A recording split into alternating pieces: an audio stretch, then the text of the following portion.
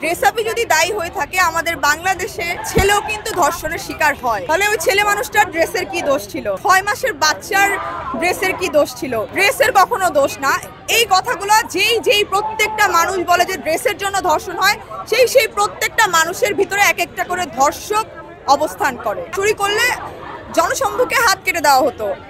Crime আরো ধর্ষণের শাস্তি তো জনসম্মুখে গলায় গলায় জব দিয়ে দেওয়া হয়তো জনসম্মুখে।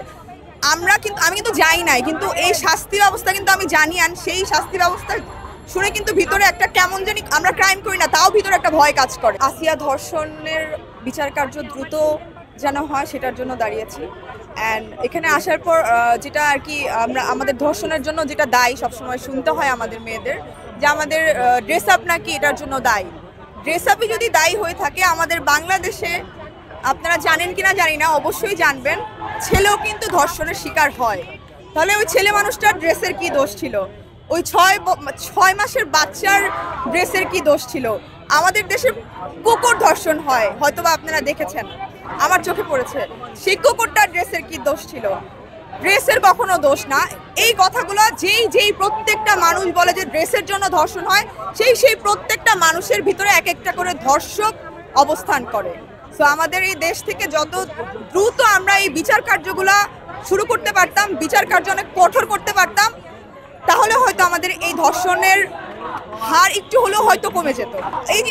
এটাই তো বললাম, যে যারা এতদিন বলে এসেছেন বা সামনে আর একটা মানুষ বলবেন যে ধর্ষণের জন্য আপনাদের ড্রেস দায়ী, আপনাদের প্রত্যেকজনের বিবেকে একটা করে ধর্ষক বসবাস করে। আপনারা প্রত্যেকজন এক একজন জন্মগত ধর্ষক। তাহলে একটা 6 মাসের বাচ্চা কেন ধর্ষণ হয়? আর আমি তো বললামই, আমাদের দেশে পশুও ধর্ষক হয়, আমাদের দেশে ছেলেরাও ধর্ষণ হয়। সর্বোচ্চ শাস্তি হচ্ছে, সর্বনিম্ন শাস্তি হচ্ছে ফাঁসি, আর সর্বোচ্চ শাস্তি হচ্ছে আমাদের জনগণের হাতে তুলে দেওয়া। অবশ্যই আমরা যেহেতু আইন পাই না, বিচার পাই না, বিচার কার্য শুরু হয় না, প্রমাণ হয়ে যাওয়ার পরেও 24 ঘন্টা পার হয়ে যায়, 48 ঘন্টা পার হয়ে যায়, মাস পার হয়ে যায়, বছর পার হয়ে যায়, আমরা যেহেতু বিচার পাই না, তাহলে ধর্ষণ হওয়ার পর আমরা আশেপাশে যারা দেখবো তারা নিজেরাই আইন হাতে তুলে নিব।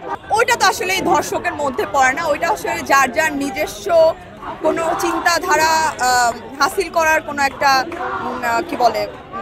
ছুতা বা যাই বলেন না কেন, ওইটার সাথে ধর্ষকের যদি আমরা তুলনা করি, তাহলে এত বড় লেভেলের ক্রাইমের সাথে আসলে মজা করা হয়ে যাবে। আমি নিজেও এটা মানি। ইভেন আমি আজকে অনেকগুলো অলরেডি বলে ফেলেছি আমি এই কথাটাই। আপনাকেও অনেক ধন্যবাদ যে আপনিও এই কথাটার সাথে একমত। একজনকে পেলাম যে আমাদের বিশ্বের মধ্যে সর্বোচ্চ পবিত্রতম একটা দেশ হচ্ছে সৌদি আরব, অ্যান্ড ওই জায়গায় প্রচলন হয়ে আসছে যে চুরি করলে জনসম্মুখে হাত কেটে দেওয়া হতো। ক্রাইম আরো ধর্ষণের শাস্তি তো জনসম্মুখে গলায় গলায় জব দিয়ে দেওয়া হয়তো জনসম্মুখে। আমি কিন্তু যাই নাই, কিন্তু এই শাস্তি ব্যবস্থা কিন্তু আমি জানি। আর সেই শাস্তি ব্যবস্থা শুনে কিন্তু ভিতরে একটা কেমন জানি, আমরা ক্রাইম করি না তাও ভিতরে একটা ভয় কাজ করে। তাহলে আমাদের এত দূরে যদি ভয় কাজ করে, তাহলে তাদের দেশের আশেপাশের মানুষজনদের একটা ক্রাইম করার আগে মিলিয়ন বার থিঙ্ক করবে। তাহলে আমাদের দেশে আসলেই দায় কাপড় না, আমাদের দেশের দায় হচ্ছে আমাদের বিচার ব্যবস্থা।